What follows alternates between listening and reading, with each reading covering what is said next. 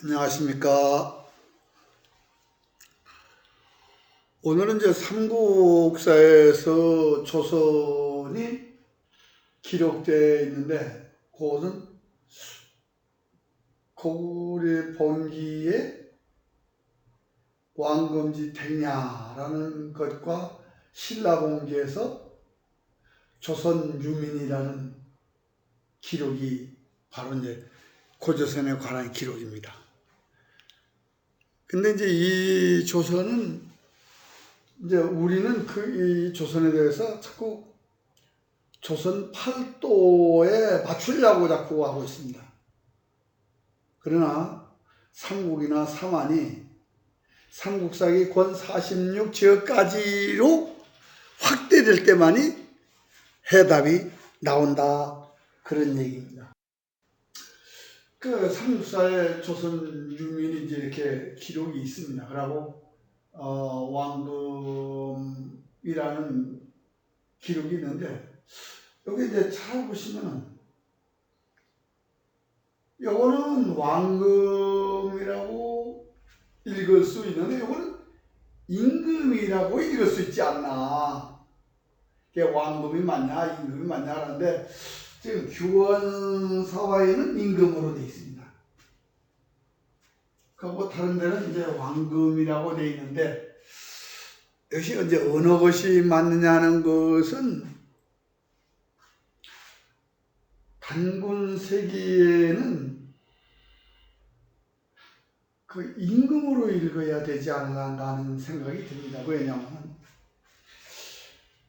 우리는 삼국유사는 그러니까 나라를 건국했다라고 얘기하고 있습니다. 삼국유사는. 그런데 단군세기에는 건국이 아니라 건방이라고 되어 있습니다. 그러면 우리말에 건방 떨지 말라는 말이 있습니다. 근데 나라를 세우는 것만큼 건방진 건 없겠죠.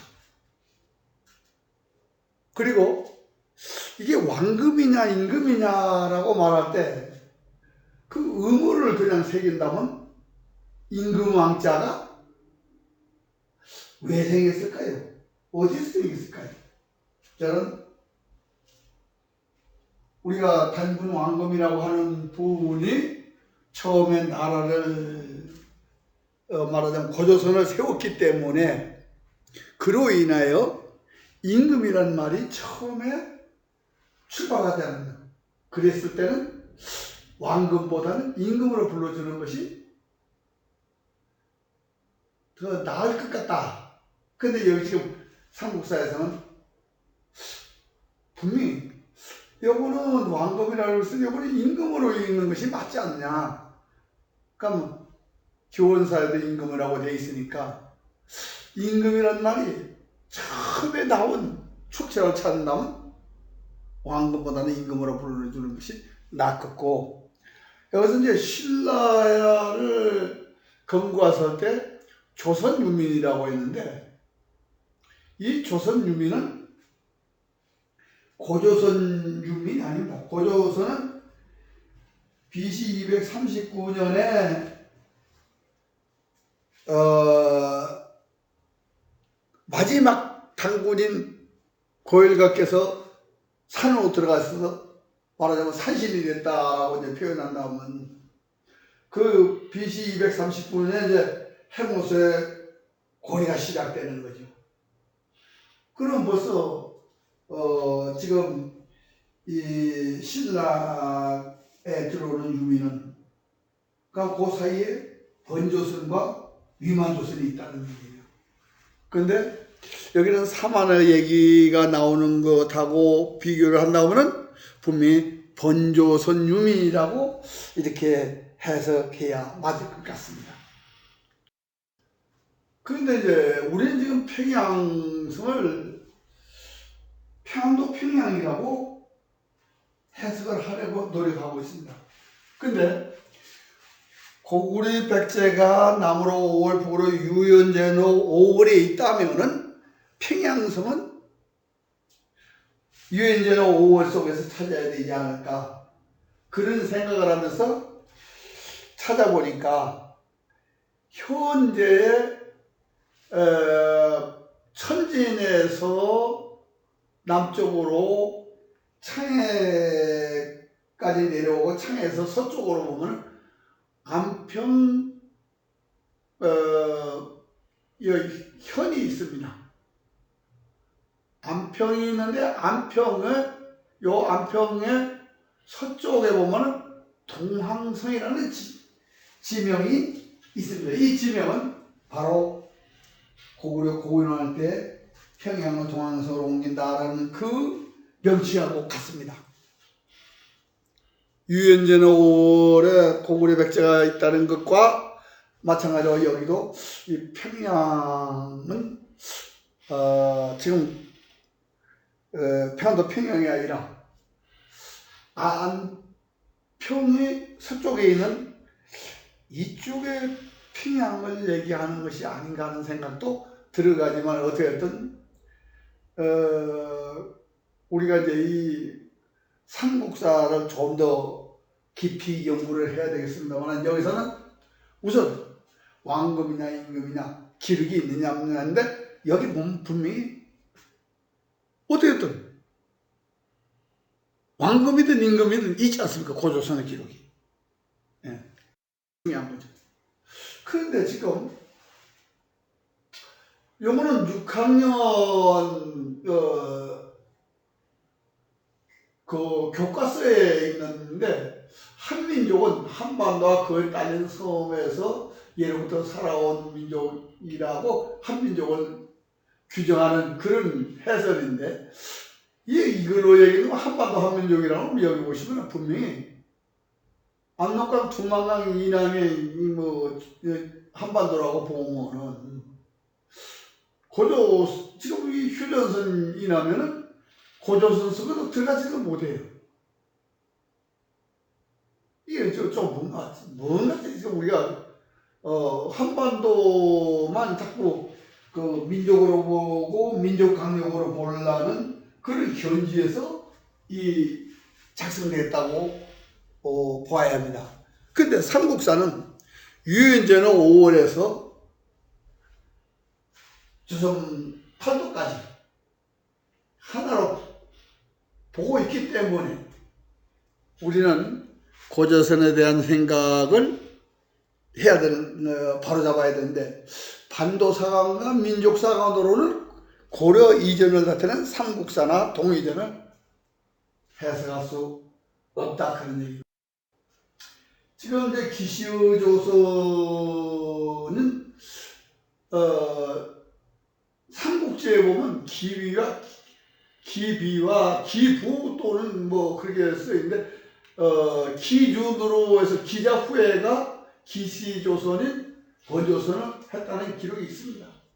그리고 번조선한 기준이 왕위를 찬탈당해서 유만조선한테 찬탈당해서 지금 내려가는데 그 내려가는데 바로 옛날 요 해가 해로 들어와서 하늘로 들어와서 옛날에 그 한 땅으로 한 제후국 땅에 들어가서 삼환을 일으켰는데 여기서 흐르는 강을 이 회수라고 합니다. 회수라고 하는데 이 회수는 삼국지 집배에 보면은 회수는 회당작준이라고 써 있습니다. 이건 뭐냐? 기준에서 안에 열십을 띈 나머지를 가지고 강인을 만든 것이다. 그래서 우리가 삼환이 지금까지 자꾸 조선 팔도에 맞추려고 하지만 지금 황하이남으로 봐야 되는 것입니다. 그래서 현재는 고조선을 하나로 묶지 않았습니다. 이전부터 문교부 국사까지는 당군조선, 기자조선, 위만조선을 이렇게 약간씩 구분해서 설명을 드렸습니다. 그런데 현재 국사 교과서에서는 단군 얘기로 나왔다가 그냥 기준으로 그냥 넘어갑니다. 그러니까 이거는 왜냐? 고려 이전의 조선에 관한 분명한 구분을 못하기 때문에 그냥 우물짝 넘어가는 것입니다. 그런데 우리는 이렇게 할 것이 아니라 분명히 역사책을 가지고 정리를 하면 됩니다. 우리가 임명을 하려면 전부 다 임명을 붙이고 지역을 붙이려면 전부 다 지역을 붙이고 이러면 되는데 이제 그렇게 어떤 규칙이 없습니다. 한나라는 전한이 있었고 후한이 있습니다. 그래서 전한서 후한서를 하고 한서 후한서 이렇게 구별을 합니다. 그러면 우리도 전후를 붙이든지 좌우를 붙이든지 동서를 붙이든지 구분을 하면 됩니다. 그런데 우리는 기자조선을 자꾸 기자에서부터 나라로 치니까 이게 이제 해답이 없는데, 기자는 기라는 땅에 자작을 받은 서여 때문에 일어난 겁니다. 그런데 서여는 왕을 한 게 자라는 공우백자라는 자의 자코의 그 명칭입니다.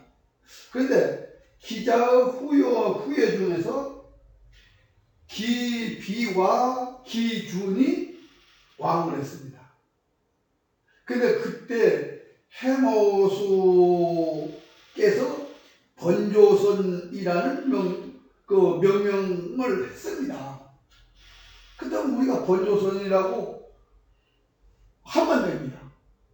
그리고 이제 위만조선 같은 경우는 우리가 위만조선이다라고 얘기하는데, 인명을 붙이려면 기자조선, 왕검조선 이렇게 붙여야 되는데 그렇게 하지 말고 위만조선은 후한서 예항목에 보면은 기자, 기준, 위만으로 이렇게 예항목에 다 들어가 있습니다. 그러니까 마지막에 한사원까지도 예항목에서 끝납니다. 그럼 결국 기자조선에 관한 것을 정리할 수 있게 예항목에서 있었기 때문에 예조선으로 명명을 하면 됩니다.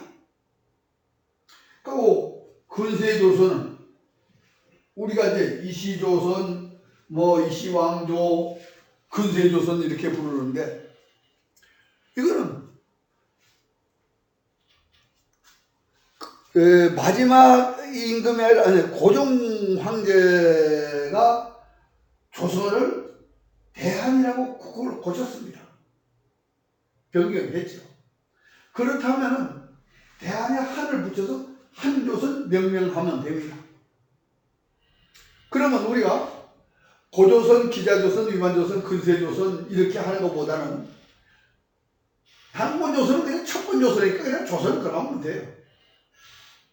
기자조선은 번조선 하면 되고, 위만조선은 예조선 하면 되고, 근세조선은 한조선 들어가면 앞으로 천년이 간다 해도 조선, 이건 당군조선을 얘기하는 거다. 번조선, 이거 기시조선을 얘기하는 거다.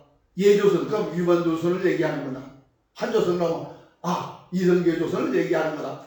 분명히 구별이 가능하다 이겁니다. 그리고 현재 근세조선보다 더 후대에 나온 지금 북쪽에는 조선공화국이 있으니까 이게 북조선 아닙니까?